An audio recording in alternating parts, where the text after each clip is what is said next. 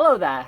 So, a couple of weeks ago I told you a story about a possum, an animal that used to have a fabulous hairy tail, but due to some events involving the cricket and the rabbit, he lost his tail and it became a hairless, thin limb. And I mentioned during that there were a few other stories involving the rabbit, and one in particular that explained why he had so much beef with animals with glamorous tails. And so it's a fine day, and I thought I would take you back to the First Nations, back to Native America, back to North America, back to where the rabbit looks very different to how he looks today. Not only does he have a glamorous long tail, like a wedding train, he also has tiny little ears, almost like pebbles, like a squirrel or a hamster might have. And because he's got these tiny little ears, he finds it really hard to hear people. So when the other animals in the forest speak to him, they have to shout really loudly, or repeat themselves, or even repeat themselves until the rabbit understands what's been said. But the rabbit's a trickster, so sometimes he plays up to his deafness a little. One day, the rabbit was in the forest and he was thinking he'd play a trick on the next animal he saw. It just so happened that the beaver was in his eyesight. And so he hopped over and casually in conversation went, Isn't it strange that when the sun sets tonight, it's not going to rise again? Beaver was, what? Yeah, you must know. The sun's going to set, and then it won't rise again. It will be dark forever. Beaver went into full hysterical panic mode and ran and told one of the other animals near him, the squirrel. And then the squirrel told the skunk, and the skunk told the chipmunk, and so on until all the animals had heard the news that today was the last day of sunlight.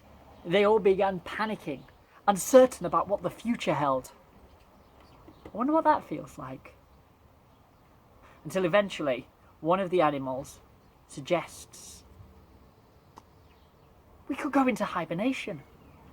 Oh, we could treat it like winter.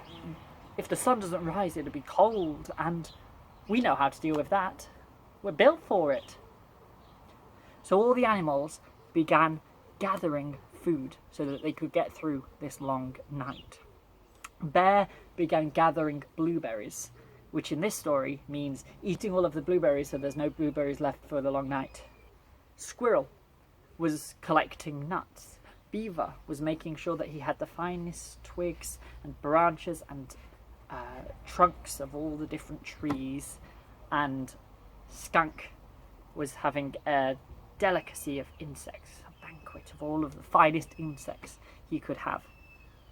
All of the animals were preparing. They wouldn't have noticed anything else out of the ordinary happening, and at the same time, Rabbit was hidden in the bushes, watching everything and laughing at all of the animals. Because of course, he created this. It was his rumour. And he was enjoying all of the animals panicking. And he was laughing to himself. At that moment, Kluskap appeared in the middle of the forest. Now, Kluskap is the creator of all things. And of course, his entering is quite a big deal. All of the animals respected and worshipped him. And so he went over to the bear. He said, Bear, how is everything? How are you? But Bear, of course, eating all of the blueberries, didn't acknowledge Kluskap at all. He then went to the chipmunk, to the skunk, to the squirrel, to the beaver, and none of the animals said anything to him. And remember, he is the creator of them. It's his job to check in with them and make sure everything's okay. It's downright rude to not even say hello. So he went up to Bear and he put on his Mother Nature voice. Bear, what is wrong with all the animals? Why are you not speaking to each other? Why is there discord in the forest? Bear turned and put down the blueberry he was eating. Have you not heard, Creator? The sun isn't going to rise again after tonight. We're going to have darkness forever. That simply isn't true. Let me get to the bottom of it. So Kluskap called a cobra meeting. All of the animals sat in a circle. They stopped what they were doing because a cobra meeting is a very, very urgent affair, and it's only when the most important topics are being discussed. And Cobra came in, he slithered in, and he chaired the meeting. Bear, why do you think the sun won't rise again? Bear explained that he'd been told by the squirrel that the sun wouldn't rise again, and Squirrel said that Chipmunk told him, and Chipmunk said that Skunk told him, and Skunk said that Beaver told him, and Beaver said that Rabbit told him, and Rabbit said nothing, because Rabbit wasn't there. Where's the rabbit? Where's the rabbit? They all began looking. Rabbit, of course, was hiding in the bushes, but he wasn't laughing anymore. He was now trying to make himself as small as possible. He was scared. He knew the power that Kluskap had. Kluskap scanned the forest until he saw the little figure shaking in the bushes. And he walked over and said, Rabbit, come out and explain to the other animals what you've done.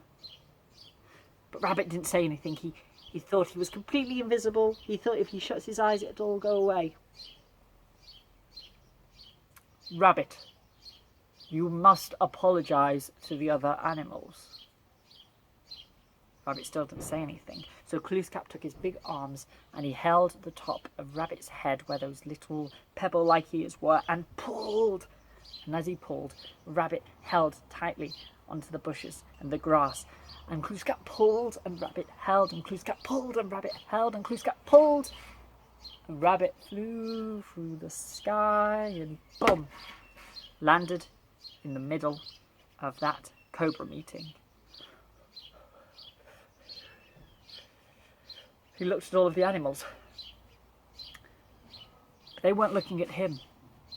They were looking above his head, where those little pebble ears were. Because they weren't pebble ears anymore. Where Kluskap had pulled, his ears had stretched out, and they were now the floppy ears that we all see when we see a rabbit. And that, ladies and gentlemen, is why the rabbit has long ears.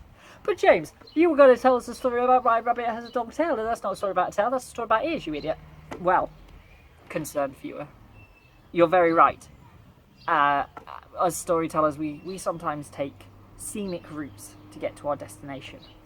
But I promise you, the story about the tail is coming. Perhaps not tomorrow, perhaps not next week, but one day soon, I will end this trilogy of rabbit stories and we can all sleep happy. But until then, thank you for listening to Why Rabbit Has Long Ears.